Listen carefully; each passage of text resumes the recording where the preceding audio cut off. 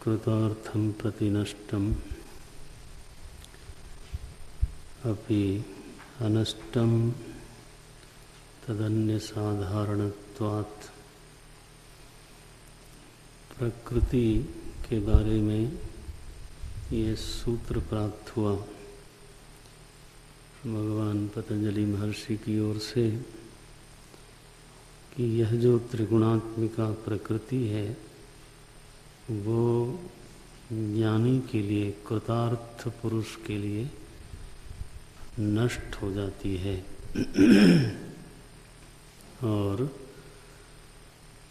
जो साधारण लोग हैं, अन्य लोग हैं, जो अकृतार्थ पुरुष हैं, उनके लिए प्रकृति बनी रहती है।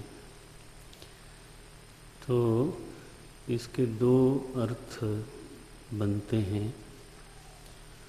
वेदांत के प्रकाश में अगर इसको देखा जाए तो यह जो वचन है वो अज्ञानी को ध्यान में रख करके बोला गया है, क्योंकि वेदांत में भी अंततः मुक्त पुरुष के बाद भी तो प्रपंच तो बना हुआ है। ये नहीं कहा जा सकता कि कोई मुक्त हो गया तो माया और माया से विरचित जो प्रपंच है वो नष्ट हो गया। ये तो ऐसा कोई बोल नहीं सकता। तो अभी तक कितने मुक्त हो गए। बहवः ज्ञान तपसाः पूताः मद्भावम आगताः। बहवः भगवान ने गीता में लिखा, बहुत सारे ज्ञानी लोग थोड़ा तेज रखें, थोड़ा तो वो लोग स्वयं परमात्म भाव में प्रवेश कर चुके हैं, परमात्म भाव को प्राप्त कर चुके हैं। तो प्रपंच तो बना रहता है। इस संदर्भ में वेदांत का क्या कहना है? वेदांत का ये कहना है कि वेदांत का प्रकरण वैसे तो आप पढ़ ही रहे हो, लेकिन संक्षेप में उस पर भी चर्चा करेंगे। वेदांत का ये कहना है कि आत्मवस्तु एक है,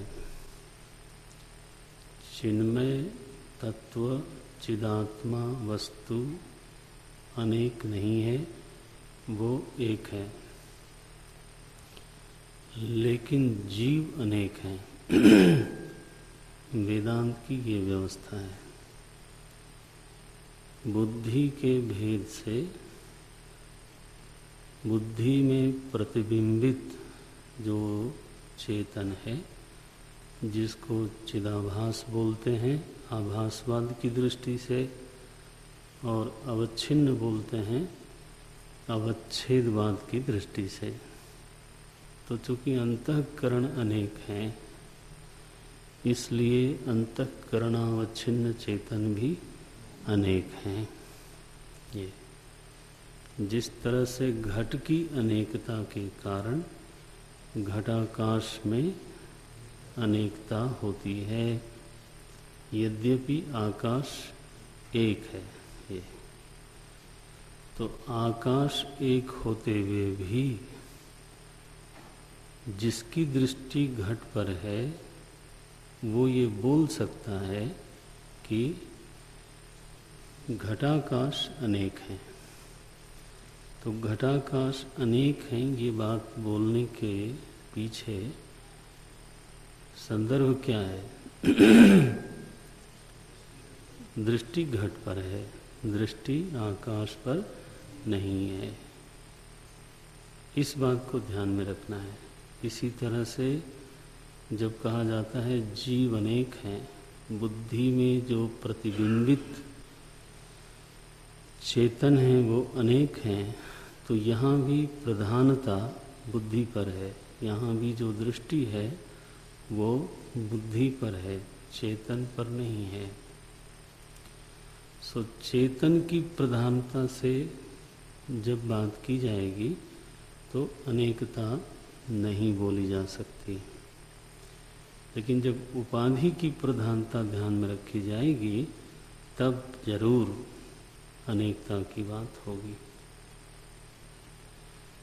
सांख्य दर्शन जब ये बोलता है कि मुक्त अवस्था में भी पुरुष सारे के सारे अलग अलग रहते हैं, ये अथवा जब योग दर्शन की व्याख्या इस तरह से की जाएगी कि मुक्त होने पर भी जो मुक्त पुरुष हैं वो सब के सब अलग अलग स्वतंत्र रहते हैं,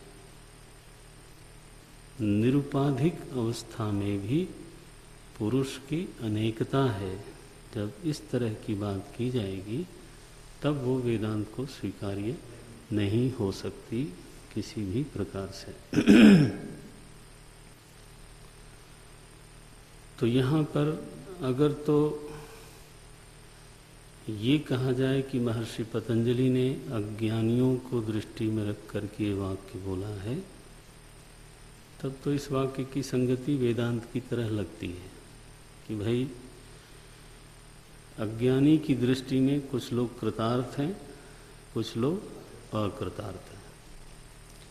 कृतार्थ वही हैं जिनका त्रिगुण के साथ विच्छेद हो गया है, और ऐसा विच्छेद हो गया है कि जिसमें पुनः उनका आबद्ध होना असंभव है, ऐसा।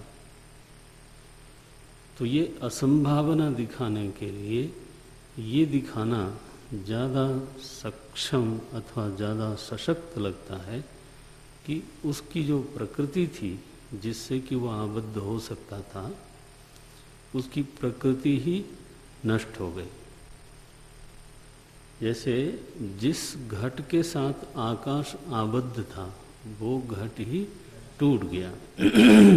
ये तो न केवल आकाश से घट का विच्छेद हुआ, पार्थक्य हुआ, बल्कि घट ही स्वयं टूट गया। ये सुकृतार्थम प्रति नष्टम।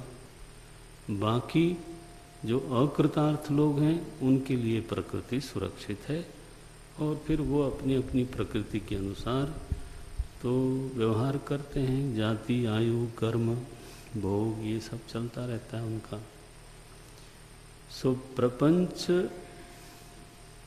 पुरुष की मुक्ति के बाद भी अन्य पुरुषों के लिए बना हुआ है, तो दो तरह के पुरुष हो गए। किसकी दृष्टि में? अज्ञानी की दृष्टि में। कुछ कृतार्थ हुए और कुछ अकृतार्थ हुए। अब अज्ञानी की दृष्टि का अनुवचन कैसे किया जाए? अज्ञानी तो यही समझता है ना कि कृतार्थ कौन है? जिसकी प्रकृति नष्ट हो गई है। और अकृतार्थ कौन है? बोले जिसकी प्रकृति बनी हुई है। तो ये वाक्य क्या हुआ? अज्ञानी की दृष्टि का अनुवाद हुआ। बस जैसा अज्ञानी सोच सकता है वैसा महर्षि पतंजलि ने लिख दिया। यह जो वक्तव्य है वो ज्ञानी की दृष्टि से नहीं बनता। जिसकी प्रकृति नष्ट हो गई है वो थोड़ा कहेगा कि बाकियों के लिए सृष्टि बनी हुई है। क्या उसकी वो कहने के लिए नहीं बचा। ये कहना सुनना सारी बुद्धि की उपाधि के बाद होगा। वहाँ तो त्रिगुण प्रकृति ही नष्ट कर दी गई, तो कहने वाला कौन है? तो यह अनुवाद है, ये निष्पत्ति निकली। यह जो वक्तव्य है वो अज्ञानी की दृष्टि का अनुवाद है। ये तो हमारे वेदांतियों की व्याख्या हो गई, क्योंकि महर्षि पतंजलि का हम लोग बहुत सम्मान करते हैं और इसलिए उनके वक्तव्यों का वेदांत की दृष्टि से जहाँ अर्थ संभव है वहाँ किया जा सकता है, वहाँ संगति लगा सकते हैं। लेकिन अगर कोई सांख्य की प्रधानता से बात करे, है ना, तो इसी वक्तव्य का अर्थ ये होगा, फिर क्या होगा कि पुरुष अनेक हैं मुक्ति अवस्था में भी, और फिर प्रकृति भी सबकी अलग अलग है, जैसे घट। तो प्रकृति भी अनेक है, पुरुष भी अनेक हैं, एक एक प्रकृति का एक एक पुरुष अभिमानी है। देखो ऐसा अर्थ निकलेगा। और फिर जो पुरुष मुक्त हुआ वो अपनी प्रकृति से मुक्त हुआ और उसकी प्रकृति नष्ट हुई। तो बाकी ये पुरुष बने हुए हैं बद्ध रूप में, और उनकी अपनी अपनी प्रकृति भी उनके साथ लगी हुई है। ये आएगा। अब जब ऐसी व्याख्या करेंगे तो प्रकृति की अनेकता सांख्य ने स्वीकार नहीं की।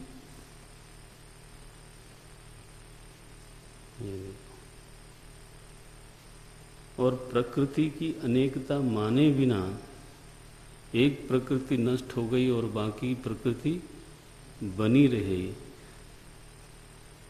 ये सिद्ध होगा नहीं। इसका क्या मतलब हुआ कि विचार से फिर सारी अव्यवस्था सिद्ध हो जाती है, विचार की दृष्टि से असंगति सिद्ध होती है।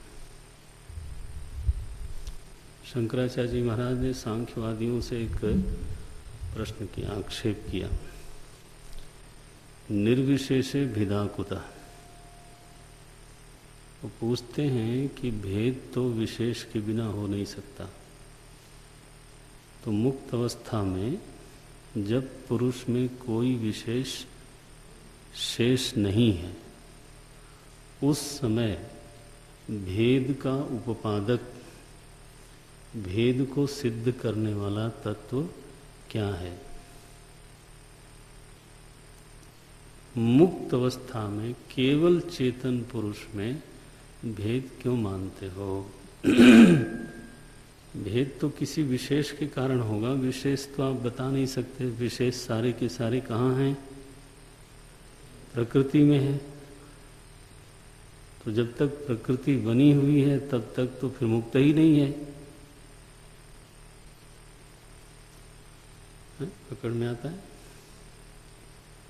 तो ऐसी दशा में अगर ये अज्ञानी की दृष्टि का अनुवचन न माना जाए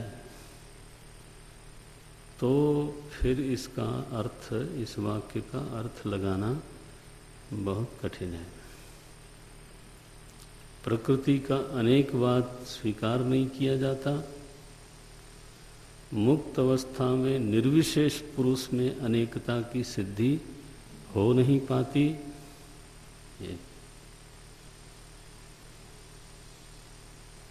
इसलिए संगति यही है कि यह तो अज्ञ दृष्टि का क्या अनुवचन है, ऐसा मानना चाहिए।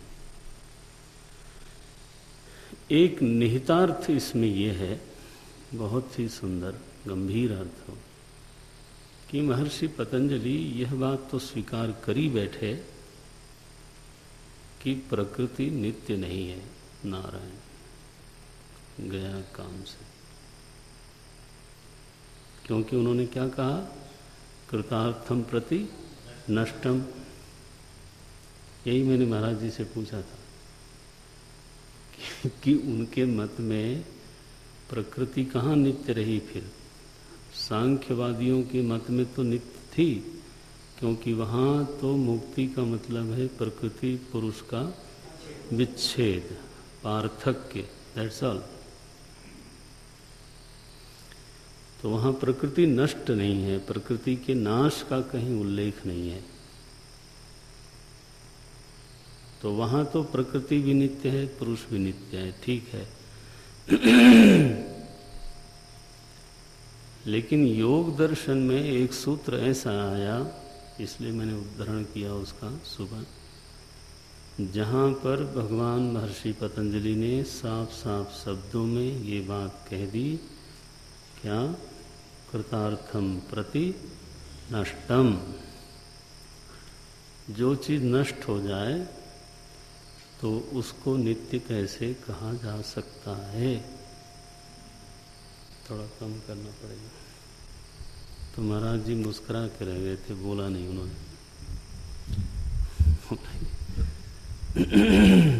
और भी लोग थे ना, तो चर्चा नहीं हुई इस पर। फिर तो मुझे भी समझ में आया कि कोई खास बोलने वाली बात नहीं है, मतलब माना जा रहा है कि हाँ ठीक है ये। तो हम और क्या छेड़ना, जब महापुरुष इस विषय पर खुद बोलना नहीं चाहते हैं तो आप कौन होते हो उनको बुलवाने वाले? ये तो धृष्टता हो गई कि एक बार उन्होंने इशारा किया तो इसके बाद फिर से आप चढ़ाई करो। ये कोई पत्रकार सम्मेलन थोड़ो है, ये जिज्ञासु सम्मेलन है भाई। वहाँ तो महापुरुष की भंगिमा देखी जाती है कि वो क्या चाहते हैं। अच्छा भाई, यहाँ पर योग दर्शन को हम समाप्त करते हैं। इसमें आपने जो जो चीज़ें देखी ध्यान से, एक तो प्रमाण विचार उनका है, प्रमाणत्रय को मानते हैं।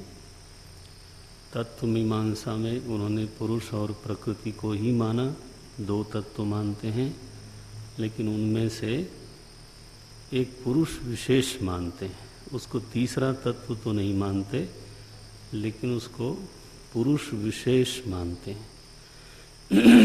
इसलिए तत्वद्वय वाद, योग दर्शन का वाद हुआ।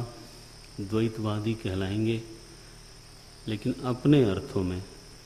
द्वैतवादी माने जीव और ईश्वर नहीं, द्वैतवादी माने प्रकृति और पुरुष। पुरुष के लक्षण वही हैं जो सांख्य दर्शन के हैं। सत है, चित है, विभू है, अपरिणामी है, कूटस्थ नित्य है। ये प्रकृति एक है, परिणामी है। और प्रकृति में तीन स्थितियां हैं। साम्यावस्था को प्रकृति कहते हैं। एक बीच में स्थिति आती है जिसको प्रकृति विकृति बोलते हैं, और अंतिम जो परिणाम है उसको विकृति बोलते हैं। 16 विकृतियां हैं, 7 विकृति प्रकृति है। इस तरह से 16 और 7 23 हुए, और एक प्रकृति है 24, और एक पुरुष है 25। तो कुल मिला करके इतनी बड़ी सृष्टि में इन लोगों ने केवल 25 तत्वों की गणना की है, और वो भी मूल में केवल 2 तत्व हैं, पुरुष और प्रकृति।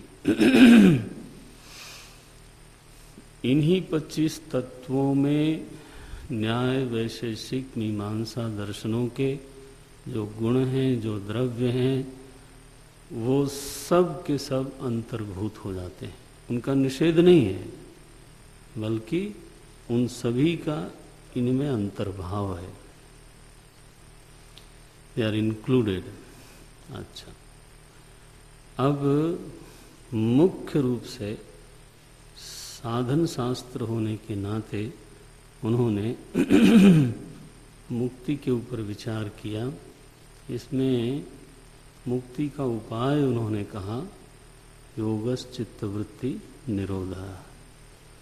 और चूंकि चित्तवृत्ति का निरोध करना मुख्य लक्ष्य है, इसलिए चित्त पर विशेष मनन हुआ है। इस क्रम में हम लोगों ने चित्त का स्वरूप, चित्त की 5 भूमियाँ, चित्त की 5 वृत्तियाँ, चित्त की 2 अवस्थाएं, क्लिष्ट और अक्लिष्ट, ये चित्त के बारे में 4-5 चीज़ें हम लोगों ने अध्ययन करी। इसमें जब वृत्तियों की निरोध का प्रकरण आया तो मुख्य रूप से दो साधन हैं, अभ्यास वैराग्याभ्याम तन्निरोधः। इस अभ्यास में आते हैं क्रिया योग और अष्टांग योग, दोनों का अलग उल्लेख होना चाहिए, क्रिया योग और अष्टांग योग। और वैराग्य तो वैराग्य है।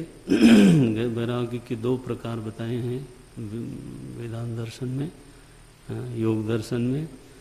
दृष्टानुश्रविक विषय वितृष्णा विरागः।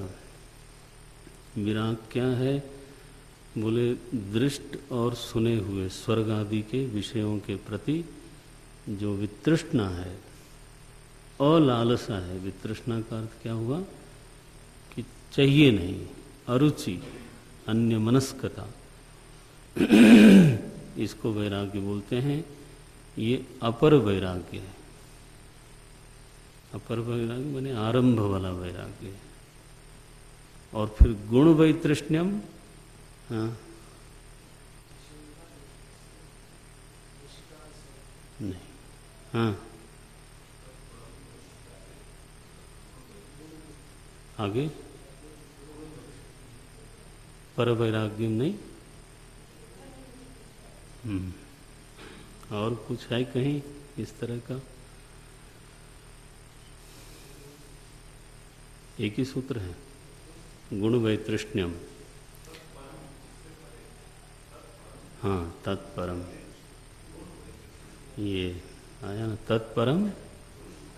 हाँ तत्परम पुरुष ख्याते गुण वैतृष्ण्यम।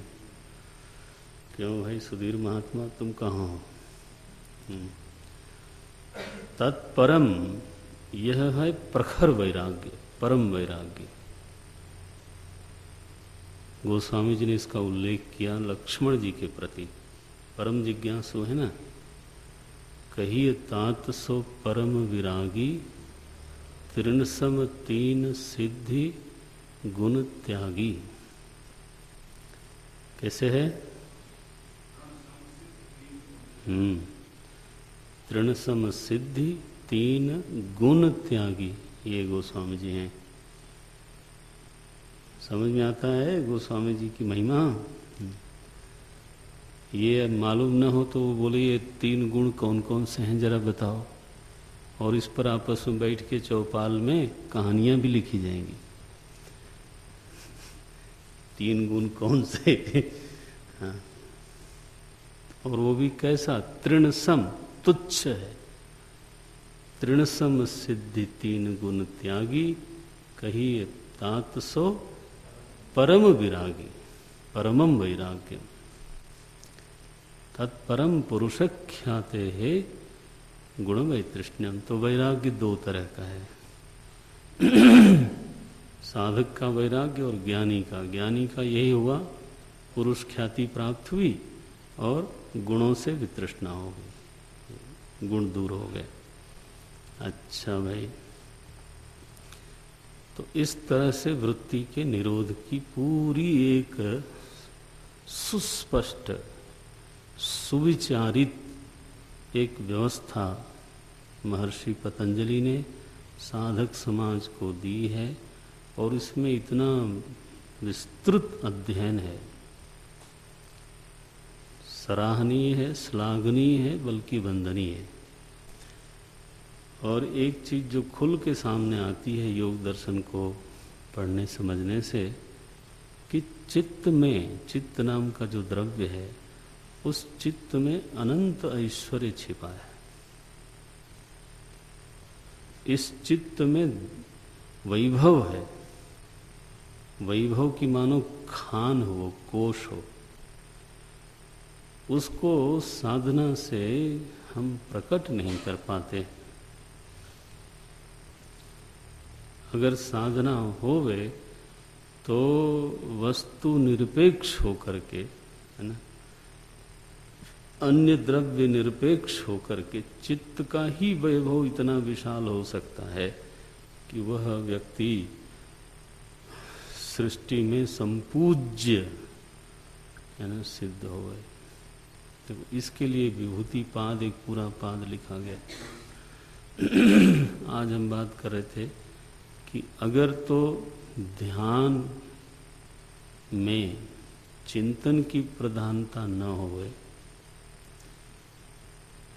वैराग्य न हो, अभ्यास तो होवे लेकिन वैराग्य न होवे, तो ऐसा जो अभ्यासी साधक होगा, जब उसकी धारणा सिद्ध होगी, जब उसका निरोध पूर्वक ध्यान होगा, चिंतन पूर्वक न होकर के निरोध पूर्वक ध्यान होगा और समाधि लग जाएगी, तो संयम सिद्ध होगा। त्रयम एकत्र संयमः। जब संयम सिद्ध होगा तो ऐसे ही साधकों के जीवन में, जहाँ वैराग्य मानो न हो लेकिन अभ्यास हो, तो ऐसे साधकों के जीवन में अनेक प्रकार के वैभव प्रकट होते हैं। वैराग्य न होने के कारण तो वो जो जिसका वर्ण कर ले जाए, ऐश्वर्य तो प्रकट होते ही हैं, अब उसका वर्ण करे कोई न करे, आगे जाए और आगे जाए। और इसलिए यहाँ तक बल्कि पुराणों का आश्रय ले तो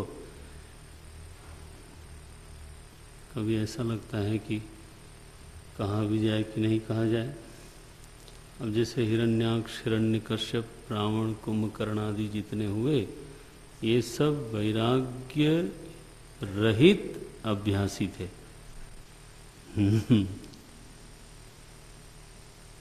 और इसलिए इनके जीवन में ध्यान रखना, पुराण में कोई भी जो इतना बड़ा असुर दानव दैत्य निकला, वो बिना तपस्या के नहीं निकला, सब के सब तपस्या करने गए। तो चित्त का जो वैभव है वो उन्होंने प्रकट किया और उसको अपनाया, और उसका जो आनंद लौकिक हो सकता है वो आनंद लिया उन्होंने। तो इसमें निर्णय ये निकलता है कि अभ्यास बिना वैराग्य के भी होता है और परिणाम देता है। क्या परिणाम देगा? चित्त के वैभव को प्रकट करेगा।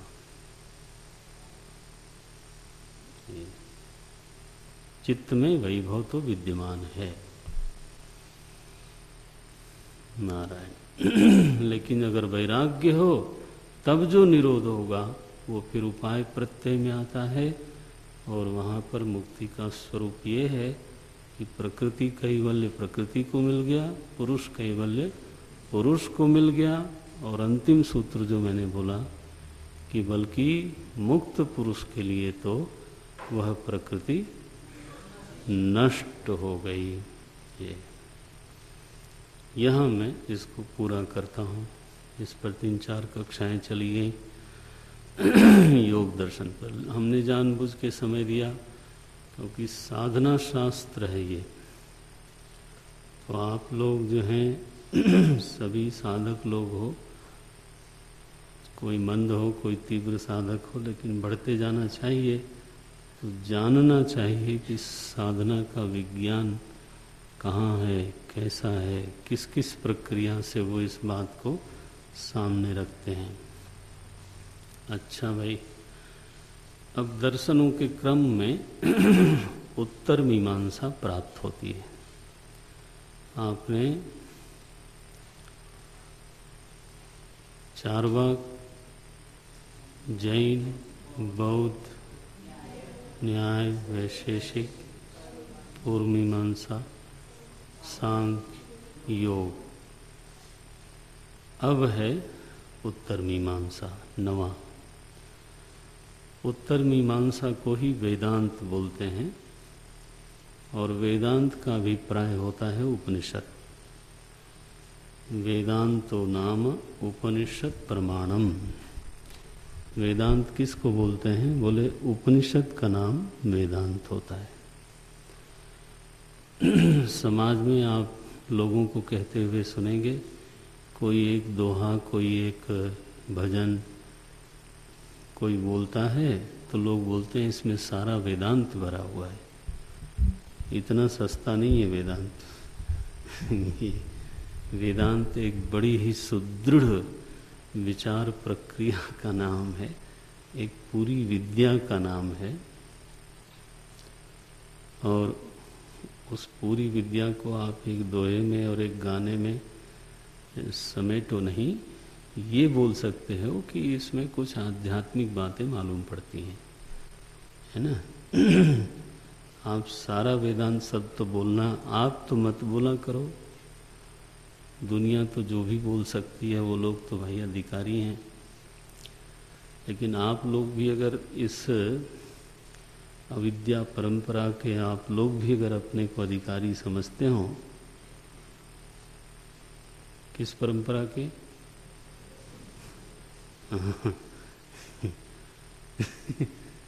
कम से कम उस अधिकार से तो निकलो आप लोग, अनधिकारी बनो। तो वेदांतो नाम उपनिषद प्रमाणम, उपनिषद को वेदांत बोलते हैं।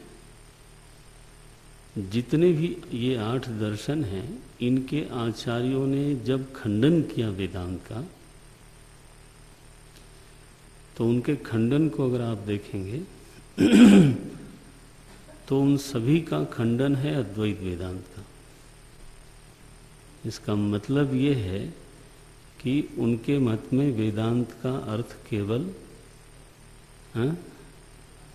हाँ, डरते क्यों हो? अद्वैत ही है। नारायण भाई, हम जिसको मानते हैं उसी का तो खंडन करेंगे। तो 8 दर्शनों ने जो खंडन किया कि ये वेदांत की बात गलत है, तो क्या किसका मत उल्लेख किया? अद्वैत वेदांत का।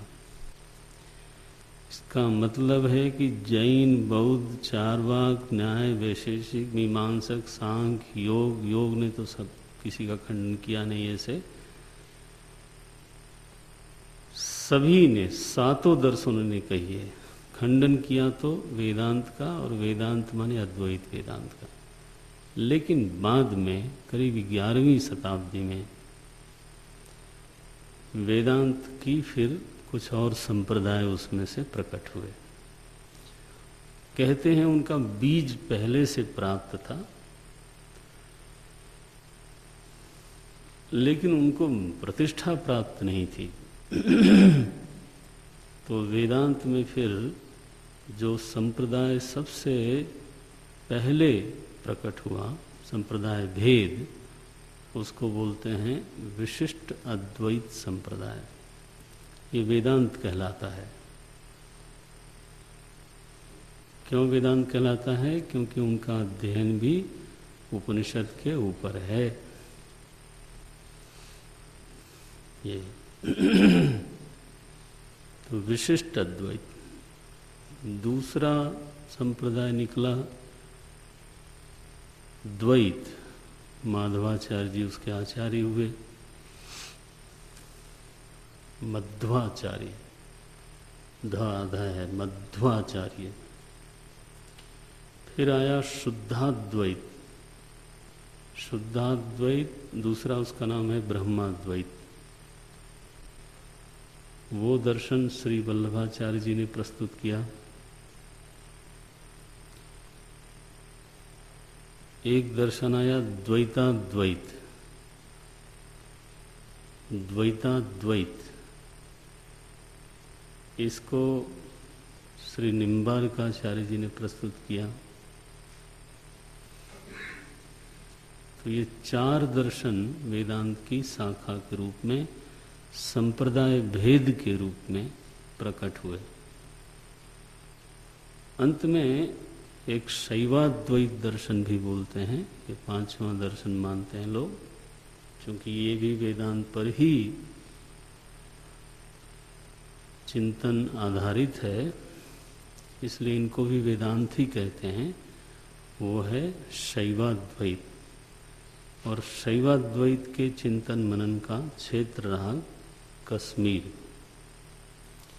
इसलिए ऐसा भी बोलते हैं कश्मीरी शैवाद्वैत। कश्मीरी शैवाद्वैत। कश्मीर शब्द के बारे में बोलते हैं लोग कि कश्यप ऋषि ने इस स्थान को अपनी साधना स्थली बनाया था और बाद में वहाँ इतने बड़े बड़े विद्वान प्रकट हुए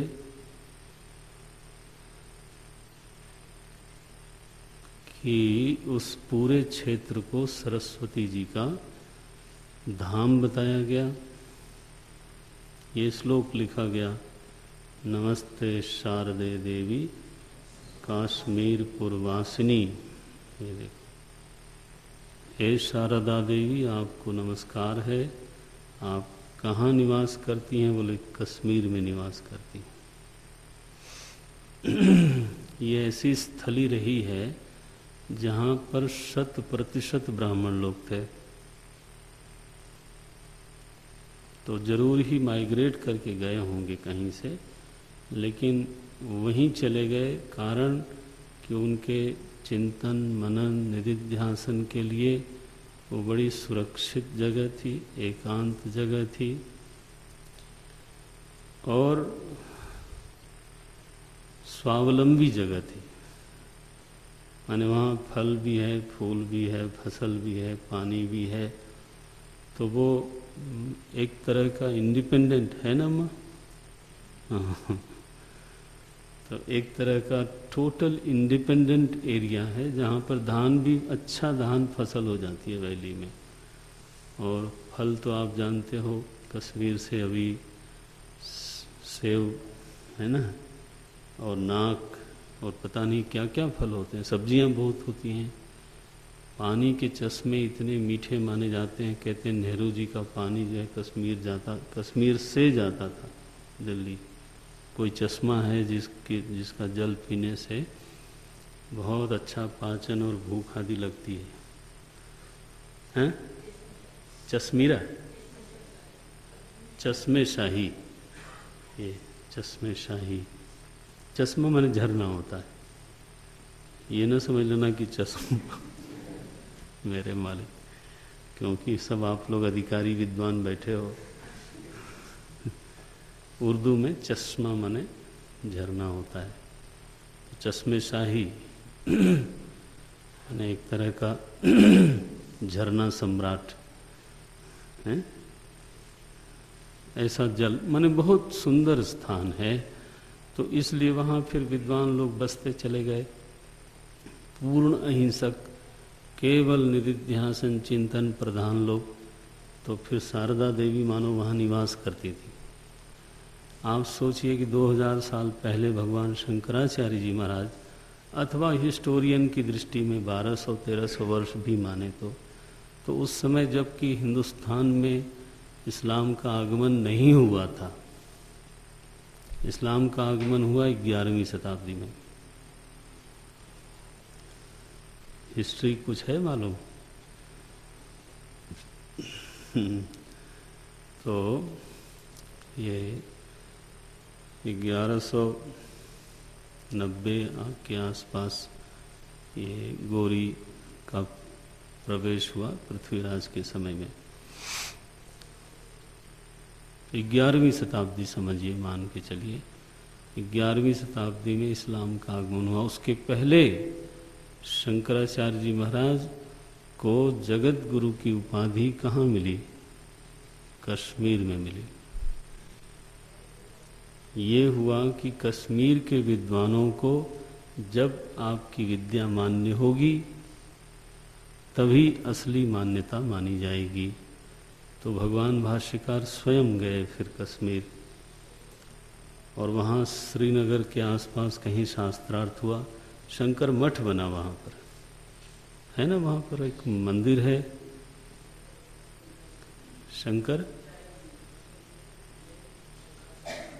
शंकराचार्य मंदिर ऐसे बोलते हैं। हाँ, वहाँ स्थान बना, देखो आज तक है, वो सुरक्षित है, थैंक गॉड।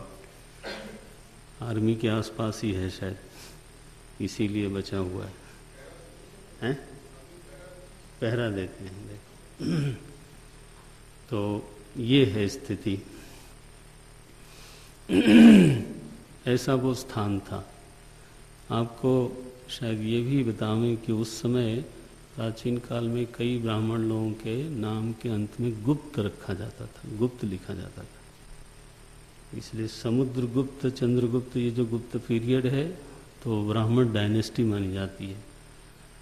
और उसी पीरियड के अनुसार आगे चल करके चाणक्य आदि आते हैं। वो तो मौर्य पीरियड में आए, लेकिन उस समय तक उनके नाम के आगे गुप्त लिखा जाता था।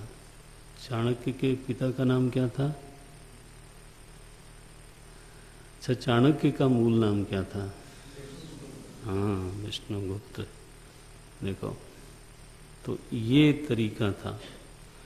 तो हमारे कश्मीर में भी जो परम आचार्य हुए कश्मीरी शैव दर्शन के, उनका नाम था अभिनव गुप्त। ये देखो, तो इस तरह का इतिहास चलता है। तो हमारे कश्मीरी शैव दर्शन के जो प्रवर्तक आचार्य हुए वो हुए अभिनव गुप्ताचार्य। माने मुख्य प्रसिद्धि जो प्राप्त करी शैवाद्वैत दर्शन ने, वो उनके आचार्य थे अभिनव गुप्ताचार्य जी। अभिनव गुप्त भी बोलते हैं, हमारे यूनिवर्सिटी वाले ऐसे ही बोलते हैं, अभिनव गुप्त। अभिनव उनके दोस्त थे ना, इसलिए इसलिए शंकर, मध्व ऐसे बोलते हैं वो लोग। अच्छा तो नहीं लगता सुनने में, लेकिन अब वो लोग बोलते हैं टिप्पणी भी करते हैं। खैर कोई बात नहीं। यहाँ थोड़े से पैसे के लिए किसी भी तरह की टॉक देने को राजी हो जाए, और इतने बड़े बड़े महात्माओं को जो है अपना दोस्त की तरह बोलते हैं, अच्छा थोड़ा लगता है। एनीवे, तो अभिनव गुप्ताचार्य जी का भगवत गीता पर बड़ा ही सशक्त भाष्य है। मैं एक बार यहाँ पढ़ा रहा था तो कोई श्लोक पर व्याख्या की मैंने, तो अम्मा ने मुझे कहा चलते समय कि अभिनव गुप्ताचार्य जी ने इस पर ऐसे लिखा है। तो मेरे कान खड़े हो गए कि अच्छा ये पढ़ती है। तो श्रोता लोगों में कौन क्या टोपी पहने हुए चुपचाप बैठा है, बोल नहीं सकते महाराज। आप लोग ज़्यादा सावधान रहा करो। जब आप कभी जाओगे, ये ना समझना कि सब बनरे बैठे हैं यहाँ, ना ना ना ना, एक से एक होते हैं लोग। मैं रुड़की में एक बार प्रवचन कर रहा था, जैसे ही उतरा तो एक पंडित जी महाराज, बुजुर्ग बिल्कुल, संस्कृत में पूछा, किंचित प्रष्टुम इच्छामि। मैंने कहा लो बनी, ये तो संस्कृत में ही शुरू हो गए। तो हमने कहा आगम्यताम ऊपरी, ऊपर गए, फिर बड़ी सुंदर वार्ता हुई। वे ये कश्मीरी शैवाद्वैत दर्शन को मिलावें तो कुल 6 संप्रदाय वेदांत में बनते हैं। ये बन गया, 7 तो दर्शन हुए और एक वेदांत के 6 संप्रदाय हो गए। कश्मीरी शैवाद्वैत दर्शन, द्वैताद्वैत दर्शन, शुद्धाद्वैत दर्शन, द्वैत दर्शन, विशिष्टाद्वैत दर्शन और अद्वैत दर्शन। तो अद्वैत को तो वेदांत बोलते हैं, असल में तो वही है, लेकिन इन संप्रदायों के बारे में भी जानना चाहिए। अच्छा भाई, 6 तो वेदांत हो गए। इसमें वेदांत का जो मूल ग्रंथ है ना, जिसको ये लोग शब्द प्रमाण मानते हैं और शब्द प्रमाण को ही प्रमुख मानते हैं, तो उसको बोलते हैं प्रस्थानत्रयी। प्रस्थानत्रयी 3 प्रस्थान हैं। एक है श्रुति प्रस्थान, एक है सूत्र प्रस्थान और तीसरा है स्मृति प्रस्थान। श्रुति प्रस्थान में आते हैं उपनिषद, स्मृति प्रस्थान में आती है भगवद गीता, और सूत्र प्रस्थान में आता है ब्रह्म सूत्र। सो श्रुति, स्मृति और अंतिम है प्रस्थान सूत्र प्रस्थान, ध्यान में रखना चाहिए। क्योंकि श्रुतियों के सिद्धांतों को समझाने के लिए ही सूत्र है। तो सब इन तीनों में भी मूल प्रस्थान है श्रुति। लेकिन हमारे आचार्यों ने भगवद गीता चूंकि ईश्वरस्य एव है, हाँ, ईश्वरस्य एव स्मरणम,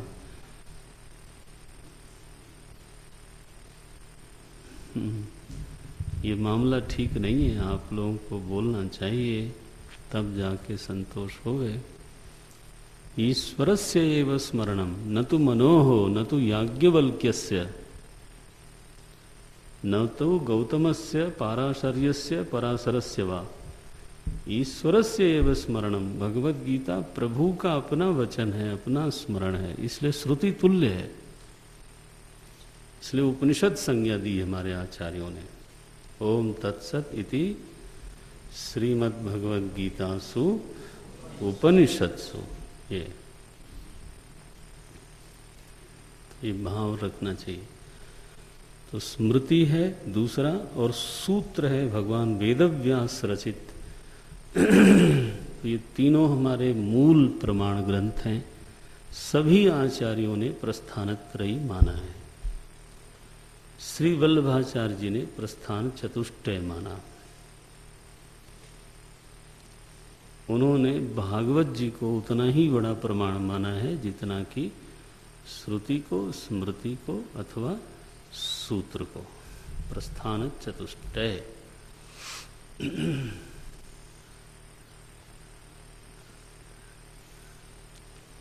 तो अब हम आज विशिष्टाद्वैत का थोड़ा परिचय कराते हैं। विशिष्टाद्वैत दर्शन पूरी तरह से एक विद्या संप्रदाय बना, एक कम्युनिटी नहीं, संप्रदाय। हाँ, संप्रदाय शब्द का अर्थ होता है सम्यक रूप से, प्रकृष्ट रूप से दाय देने योग्य जो चीज है उसको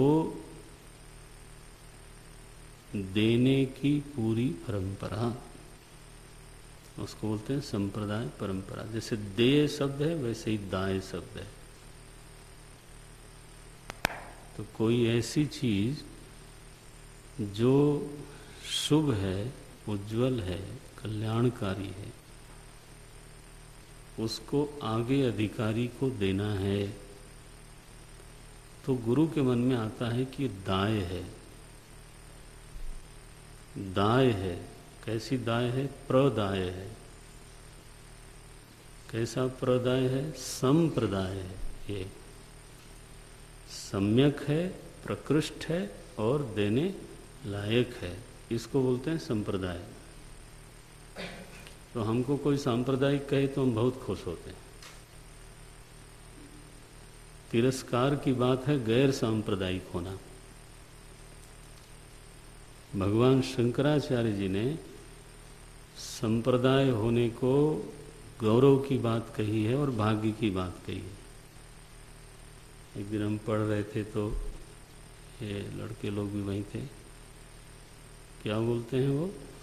संप्रदाय रहितानाम संप्रदाय रहितम सर्वशास्त्रज्ञोपि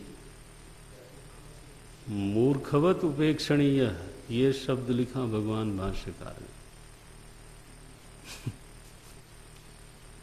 मूर्ख की तरह उसकी उपेक्षा कर देनी चाहिए। चाहे वो सर्वशास्त्रों का ज्ञाता क्यों न हो। स्वयं नष्टः अन्यानपि नाशयति, स्वयं मुग्धः अन्यानपि मोहयति, ऐसा शब्द बोलते हैं। बोले स्वयं भ्रमित है और दूसरों को भी विभ्रमित करता है, ऐसा लिखा भाष्यकार ने। इसलिए संप्रदाय विदाम ऐसा शब्द है, संप्रदाय को जानने वालों का ये वचन है। तो संप्रदाय शब्द पूज्य शब्द है, अखबार वालों ने इसका अर्थ ही बदल दिया है ना। सामुदायिक शब्द का अर्थ सांप्रदायिक कर दिया। समुदाय को, वर्ग को, कम्युनिटी का ट्रांसलेशन किया इन्होंने संप्रदाय। कम्युनिटी माने क्या होता है? एक वर्ग, एक समुदाय, है ना। खैर, तो विशिष्टाद्वैत संप्रदाय की पूर्ण प्रतिष्ठा, पूरी व्यवस्था हुई जब श्री रामानुजाचार्य जी महाराज का आविर्भाव हुआ तमिलनाडु में। बहुत मेधा, बड़ी प्रतिभा रही है और बड़ी भक्ति थी उनके हृदय में। कुछ जन्मजात भक्ति का प्रवाह था। जब थोड़े बड़े हुए, इनके पिता का नाम था केशव। जब आचार्य थोड़े बड़े हुए तो कांची गए पढ़ने के लिए, वेदांत पढ़ने के लिए। और उनके उस समय सद्गुरु थे यादव प्रकाश, आचार्य यादव प्रकाश, कांची में।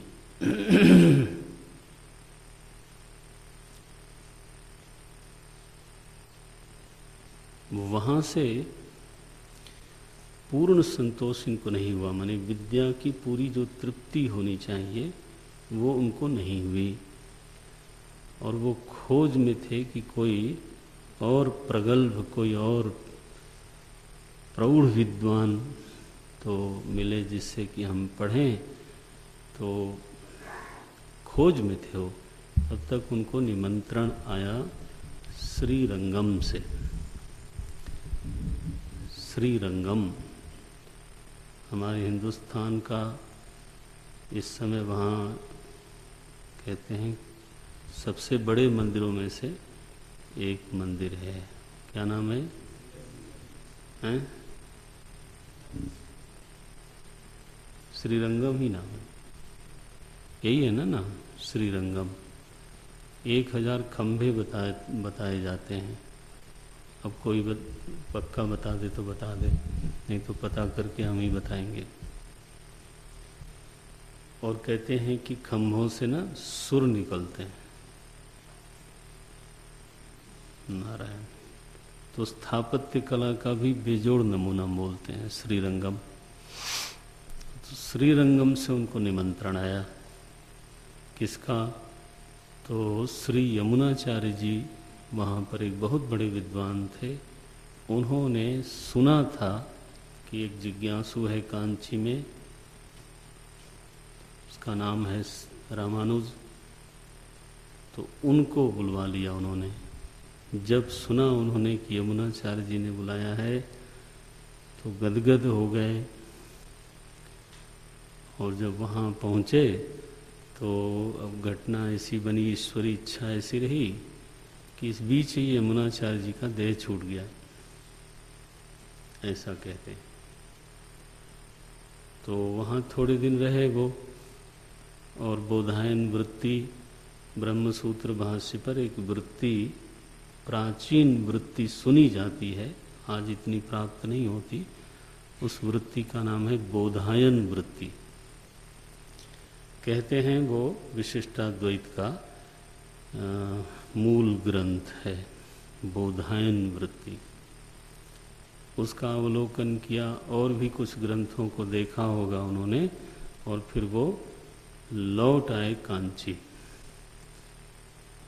और वहाँ पर उन्होंने, तो उनके एक शिष्य थे कोई, का नाम उल्लेख मिलता नहीं, उनको बोधायन वृत्ति पूरी कंठस्थ थी। शिष्य को। तो उसको बैठाया उन्होंने और उसका अवलंब लेकर के उन्होंने ब्रह्म सूत्र पर पहला भाष्य लिखा। उस भाष्य का नाम है श्री भाष्य। बहुत ही प्रसिद्ध भाष्यों में से माना जाता है। भगवान शंकर का भाष्य तो शंकर भाष्य के नाम से ही प्रसिद्ध है, लेकिन रामानुजाचार्य जी का जो भाष्य आया ब्रह्म सूत्र पर, उसको बोलते हैं श्री भाष्य। यमुनाचार्य जी के जो ग्रंथ थे, प्रौढ़ ग्रंथ थे, उसको भी उन्होंने देखा फिर, तो वो ग्रंथ थे आगम प्रामाण्य, महापुरुष निर्णय, सिद्धित्रय, गीतार्थ संग्रह, चतुश्लोकी, स्तोत्र रत्न। ये ग्रंथ यमुनाचार्य जी के आज भी उपलब्ध हैं, ये मिले। सो रामानुजाचार्य जी को पूंजी मिल गई, एक संपत्ति मिल गई। श्री भाष्य उन्होंने लिखा सबसे पहले, फिर उपनिषदों पर भाष्य नहीं लिखा, उपनिषदों का संग्रह किया। मैंने जैसे वाक्यों का संग्रह करते हैं वैसे, तो एक ग्रंथ लिखा उन्होंने वेदांत सार। रामानुजाचार्य जी का भी एक ग्रंथ है, उसका नाम है वेदांत सार। एक ग्रंथ लिखा वेदार्थ संग्रह, वेदार्थ संग्रह। एक ग्रंथ लिखा उन्होंने वेदांत दीप, और प्रस्थानत्रयी में दूसरे प्रस्थान पर भी भाष्य लिखा गीता भाष्य। तो ये दोनों भाष्य तो हमारे पास हैं, श्री भाष्य भी और गीता भाष्य भी है। तो बहुत ही सुंदर है टीका, इसमें कोई दो राय नहीं है। संस्कृत में है दोनों ये सारी किताबें संस्कृत में। फिर रामानुजाचार्य जी श्रीरंगम में ही बसे और बाद में इनके शिष्यों की एक परंपरा चली। बहुत विद्वान, बड़े बड़े विद्वान संत लोग हुए इनके संप्रदाय में। तो उसमें श्रीनिवासाचार्य जी बड़े प्रसिद्ध हुए, लोकाचार्य जी, वेदांत देशिक, ऐसे करके कोई आचार्य लोग हुए।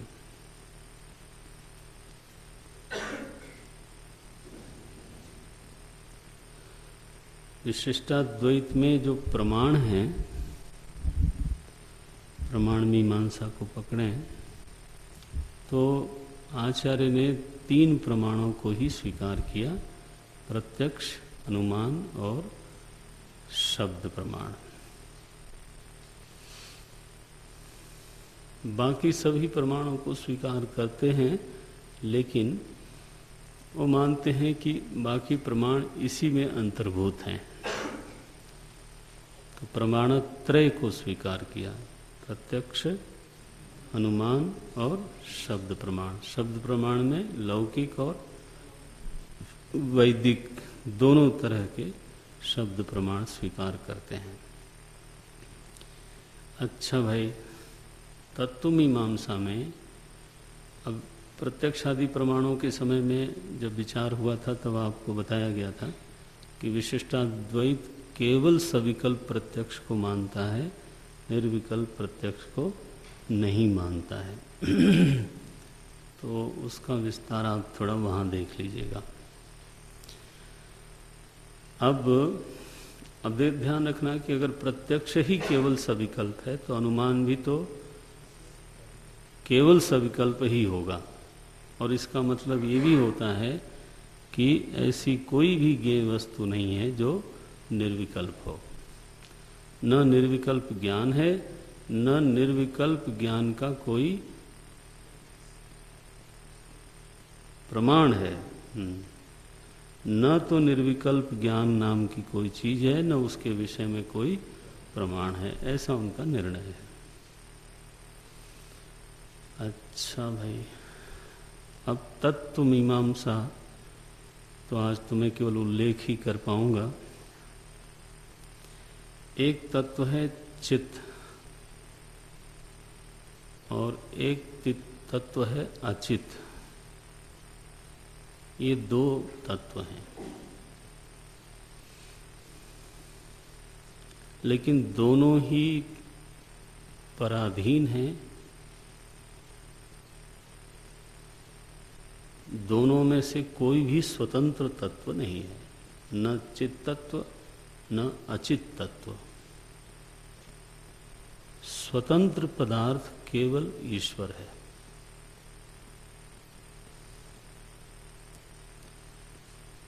चित तत्व उसी ईश्वर का विशेषण है और अचित तत्व भी उसी ईश्वर का विशेषण है। विशेषण हमेशा ही विशेष्य पर आश्रित होता है। विशेषण की कभी स्वतंत्र सत्ता नहीं होती। जैसे नीलोत्पलम, नील कमल, तो नीलिमा वहां पर है जरूर, लेकिन वह नित्य रूप से कमल पर आश्रित है। ऐसे कहें कोमल उत्पलम, तो वहाँ कोमलता है जरूर, लेकिन कोमलता कमल का विशेषण बन करके है, वहाँ पर स्वतंत्र नहीं है। ये तो कोमलता भी कमल पर आश्रित है, नीलिमा भी कमल पर आश्रित है।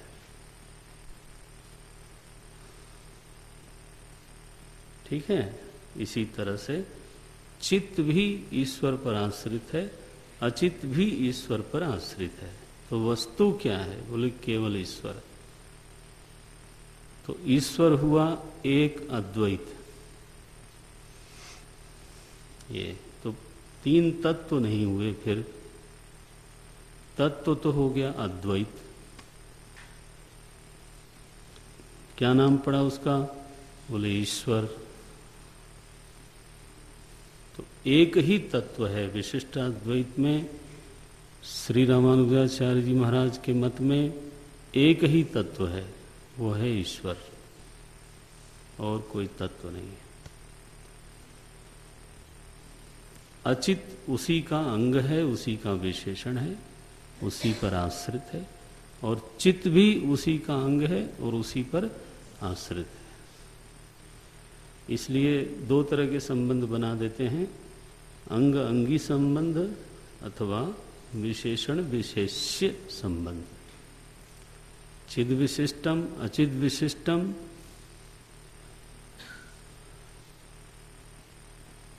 चिद से विशिष्ट है, अचित से विशिष्ट है। कौन? ईश्वरम यह अद्वैतः, वह ईश्वर जो अद्वैत है, जो अकेला है बिल्कुल, और उसके अतिरिक्त कोई चीज है ही नहीं। तो चूंकि वो विशिष्ट है, इसलिए नाम पड़ा विशिष्टाद्वैत। चीज तो एक है, लेकिन चूंकि उस विशेषण के साथ है, इसलिए उसका नाम पड़ गया विशिष्टाद्वैत।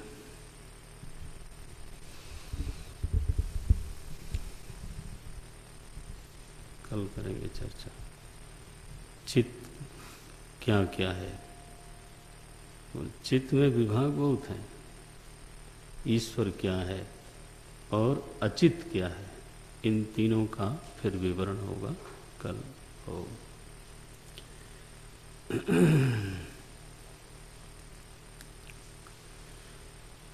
ओम पूर्णमदः पूर्णमिदं पूर्णात् पूर्णमुदच्यते पूर्णस्य पूर्णमादाय पूर्णमेवावशिष्यते। ओम शांति शांति शांति। हरि ओम श्री गुरुभ्यो नमः। हरि ओम।